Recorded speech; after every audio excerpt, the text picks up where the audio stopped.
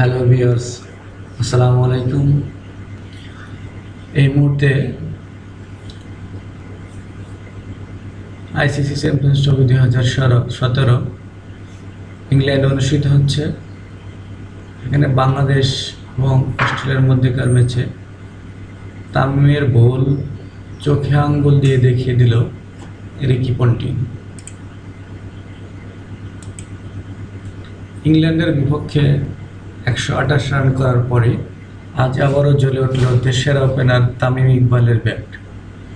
অজিতের বিপক্ষে 114 বল খেলে 6টি চার এবং 2টি ছক্কায় তামিম ইকবাল আজ সংগ্রহ করেছেন 95 রান। আর তাতে করে প্রশংসার ফুলঝুরি ভেসে আসছে তার দিকে। বৈশ্বিক ক্রিকেটের এই মেলায় তাকে ঘিরে হচ্ছে আলোচনা এবং কিছুটা সমালোচনাও। আর এসবে অংশ নিচ্ছেন সাবেক ক্রিকেটার এবং ধারাভাষ্যকারেরা।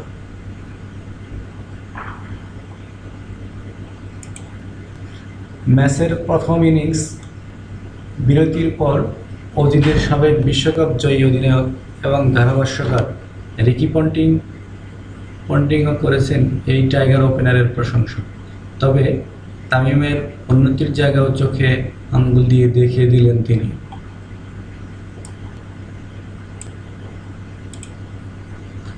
উল্লেখ্য, প্রথম ম্যাচে 90.14 স্ট্রাইক রেটে আউট হওয়া তামিমের আজকের স্ট্রাইক রেট ছিল 83.33, আর তাই তার ব্যাটিংয়ের উন্নতির জায়গা ধরিয়ে দেন রিকি পন্টিং। স্কাই স্পোর্টসের অ্যানালাইসিস অনুষ্ঠানে এসব গঠনমূলক বিশ্লেষণ করেছেন তিনি। তামিম ইকবালকে নিয়ে তিনি জানিয়েছেন, সে ফাস্ট বোলারদের ভালোই শাসন করেছে। পেসার এবং স্পিনারদের বিপক্ষে দারুণ পায়ের কাজ দেখিয়েছে সে। তার হাতে অনেক শট আছে।